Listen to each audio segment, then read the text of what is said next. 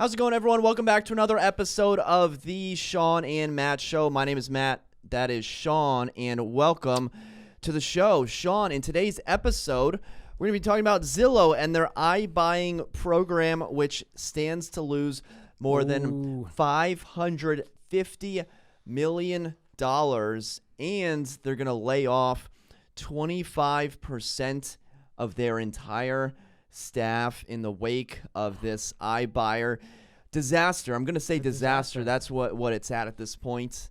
We've talked about Zillow for the past couple of weeks.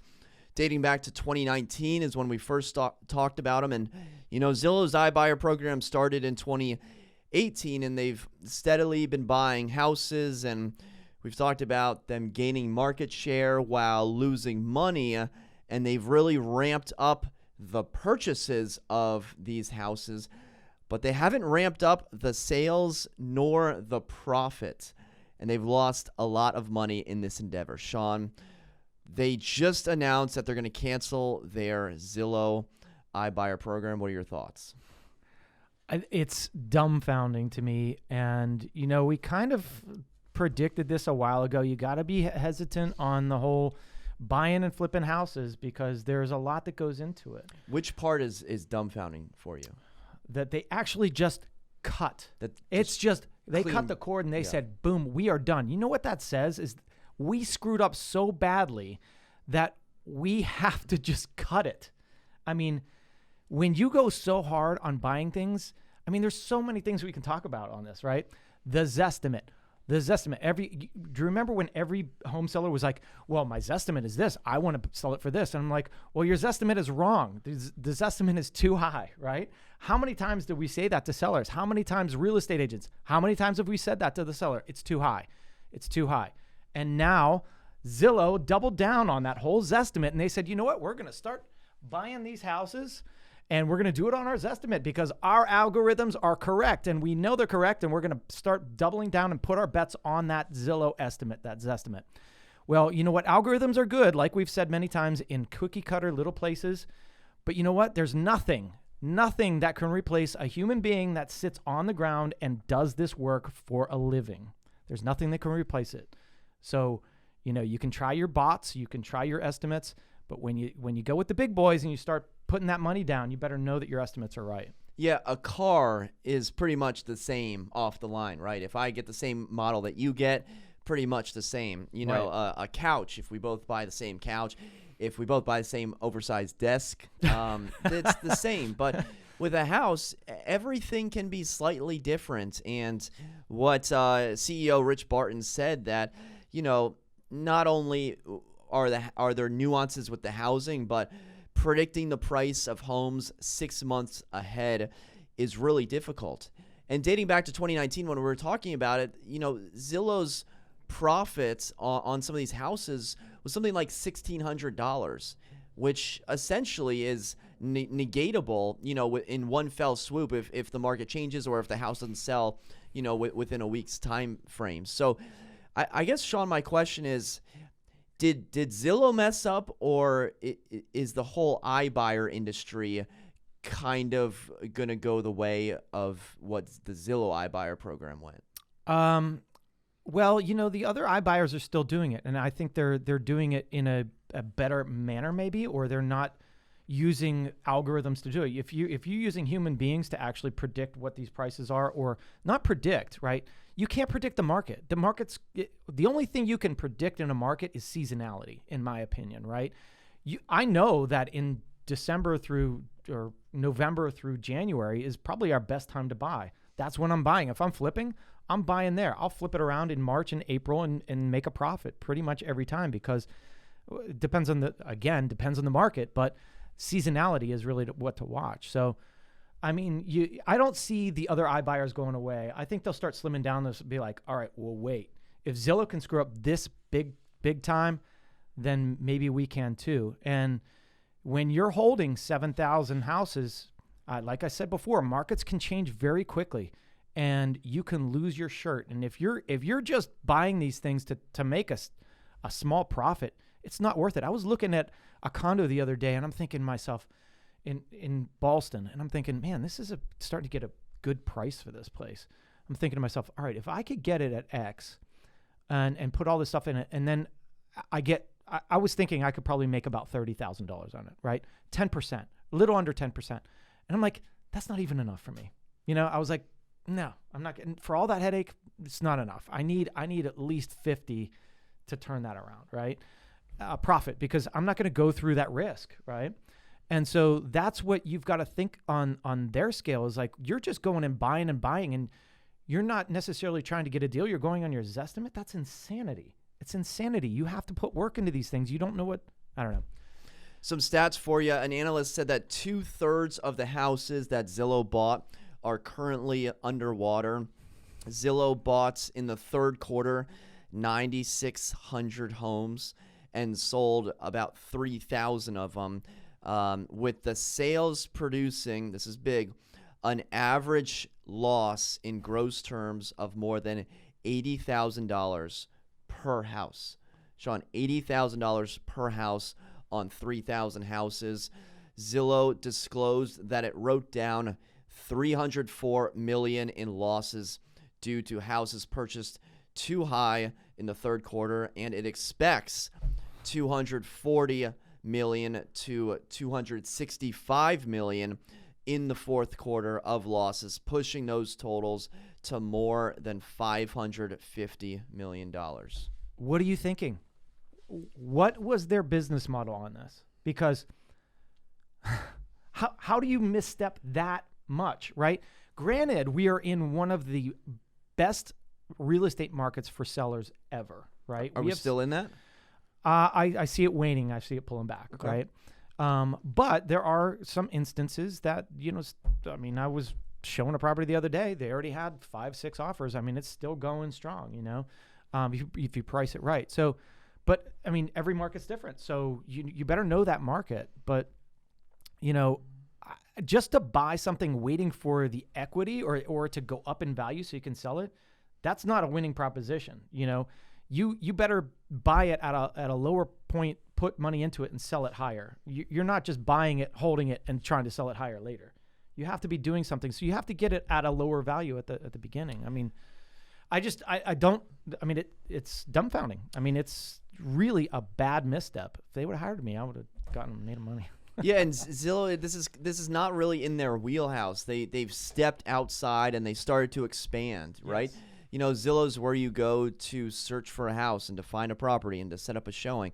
This is a renovation business, a rehabbing business. And they said, hey, labor supply shortages were an issue. For sure. I think that is part of the issue. Mm-hmm. I think that they do have a legitimate claim to that. And if, there wasn't a shortage of labor or materials, things would have gone faster. But that's not the only reason, right? That's not the isolated reason here. Well, they are out of their wheelhouse. They're out of their wheelhouse in many different spots. Zillow was started as a tech company, right?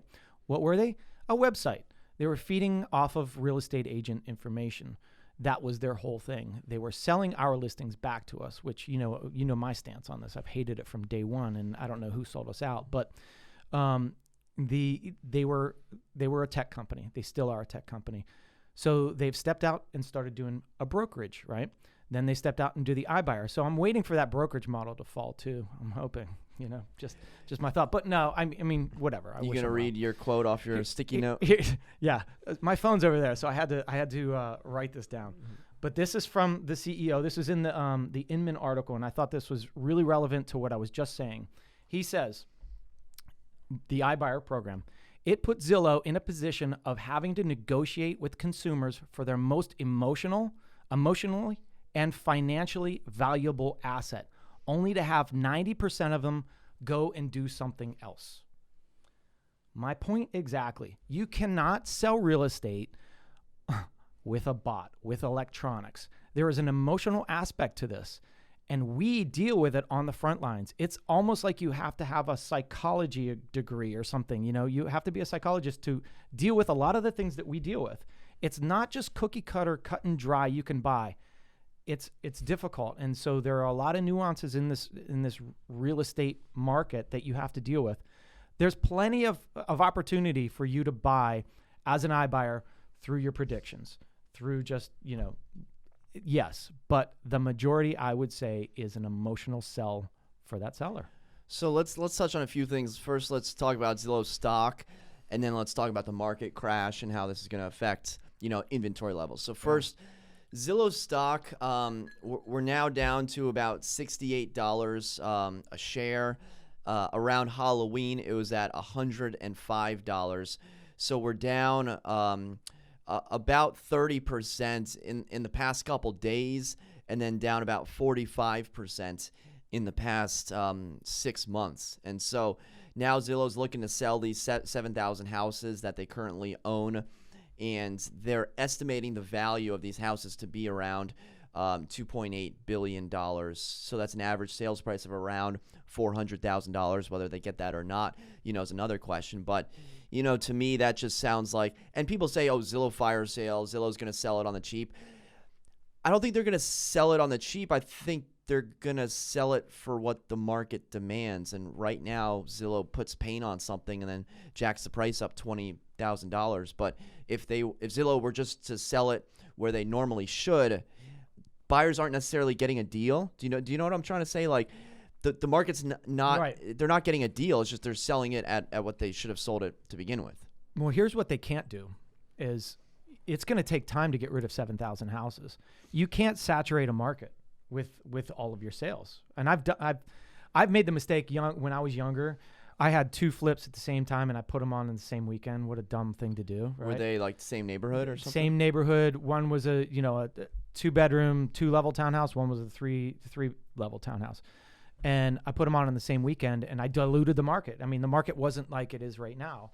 And had I been smarter about this, or hindsight is easy, is that you put one on one weekend, you let it sell, get through the contingencies, wait a couple weeks, put the other one on, and you're going to get really good offers on both of them. So what they can't do, and it depends on how many they have at once in a certain market, right? But it's going to take weeks, months, maybe years to sell all of these houses, because saturating lowers the values, lowers your lot. Well, increases your losses, right? Yeah. So I think when they're selling these off, that's more, I think, because they just need more money to report. Yeah. They need more income. So I think now is a good time to buy Zillow stock. Yeah, I was thinking that. Not financial advice. Do your own research. Now is a great time to sell or buy Zillow stock because it's dropped dramatically. It's time to get in. But what if, right? What if the market goes down further and they're holding these 7,000 houses, and that 550 million goes to $1 billion? Then that stock is going to drop significantly. So it really depends on what this market does. And I can tell you that, I don't know what the Phoenix market, maybe this is the good time to sell in the Phoenix market, but here, typically, it's the harder time to sell. Yeah, and then what's the long-term approach of Zillow? Because I thought they were going to turn into this hybrid company. I thought this was going to succeed. But is it really going to be a company where agents pay for leads? Like, agents are still doing that. They're still getting phone calls. It's still working. But is that really the long-term play for Zillow? Yeah, I don't know. I've been almost coerced in doing that, and I've always hated it. But like I said, I don't know. They branched out into 3 different aspects of this business, right? They said they weren't going to become a brokerage. They are. Then all of a sudden they're an iBuyer as well. I'm hoping that they just go back to what they knew, because that they were doing well. So as for the housing crash, like, people are starting to say, oh, that one TikTok video started this, or this is the sign of the housing crash. There was a report by the Wall Street Journal, so this isn't just me pulling out facts out of thin air. This is from the Wall Street Journal. U.S. housing market needs 5.5 million more units. The real estate market is basically short 5 million houses for people that want to buy, people that want to build brand new because of labor shortages, prices, things of that nature. 5.5 million. This is 7,000 houses. That's not. This is like a couple hundred homes in like Charlotte and like Phoenix and Atlanta. Yeah, we're not talking about a bubble here. We're talking about a company that paid more than they should have. They're trying to sell for more than they should have. And that delta from where they bought it to where they're eventually going to sell it, that's not necessarily a housing crash. That's just going to show up on Zillow's financial reports of lost revenue. Yeah, they overpaid. So I don't think that this is going to be the start. And I'm not just saying it because, like, I'm a real estate agent and I don't want there to be a market crash. It just doesn't look like this will be a reason. Yeah, but, that article is, like, how did they come up with 5.5 million more units? I mean, that is a lot. I don't know what the how many homes are sold annually in the United States. Do we have, maybe we'll find that out, but 5.5 million homes, that's a ton. And I don't know that we need that many. So single family home construction is running at the slowest pace since 1995. And then it talks about from 2012 to 2021, there were 12.3 million American households formed, but just 7 million new single-family homes were built during that time. So that is the rough. Oh, that's where they're getting the very rough math of it all. Yeah, that's crazy. So new households. So we covered Zillow stock. We covered the market crash or lack thereof. Zillow's future. Man, Zillow was this like shining star that it really was. Maybe was too big to fail, and this is like a catastrophic failure. I feel bad for the people that lost their job, and this isn't.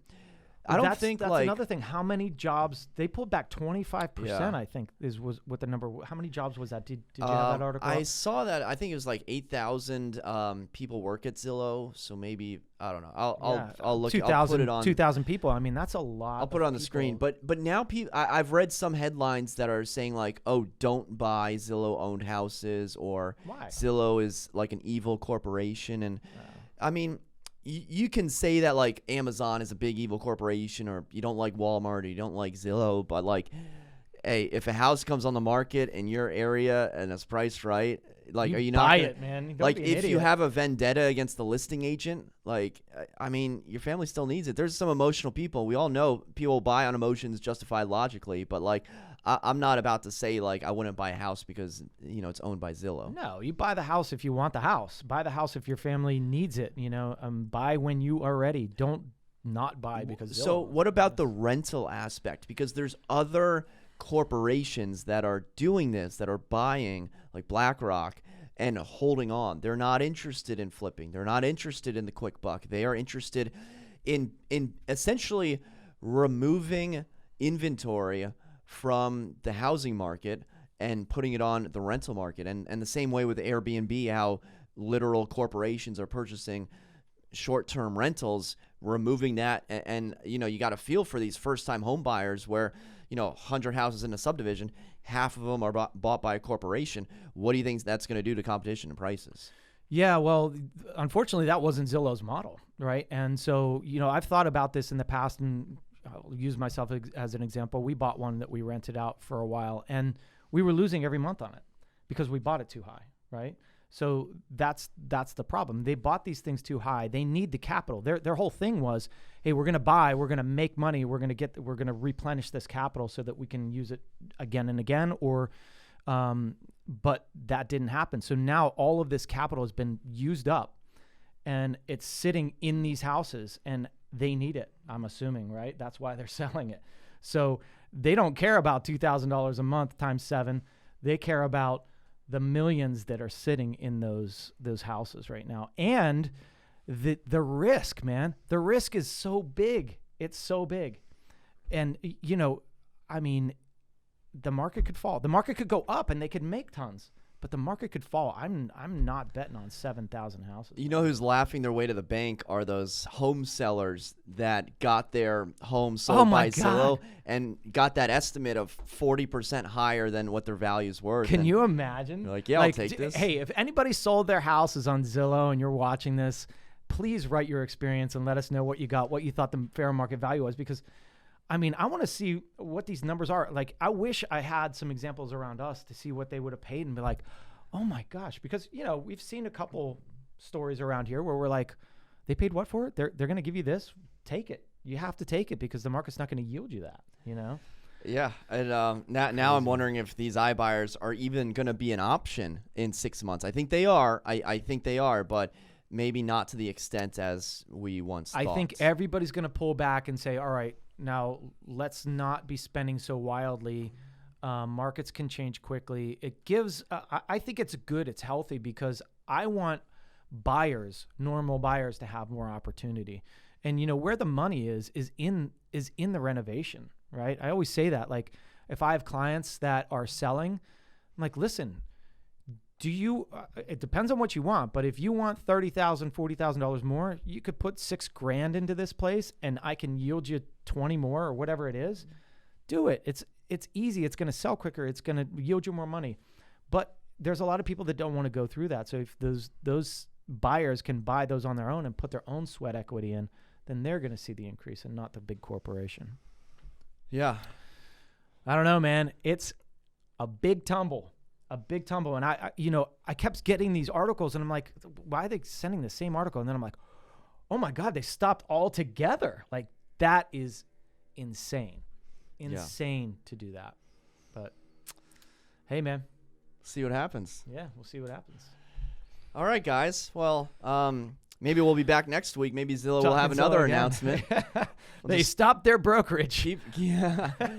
Well, keep talking about Zillow. I think as long as agents are doing the old referral and paying Zillow and being a premier agent. That's where the money is, man. It's simplicity, too. They know that. You know, they know how to do that. They know how to make money in that model. They should stick to that model, in my opinion. Stay in your lane. That's right. All right, guys. Well, thank you so much for watching. If you have any comments or questions, be sure to drop them in the comment section below. And for Shawn and myself, until next time, we'll see you then. Take care.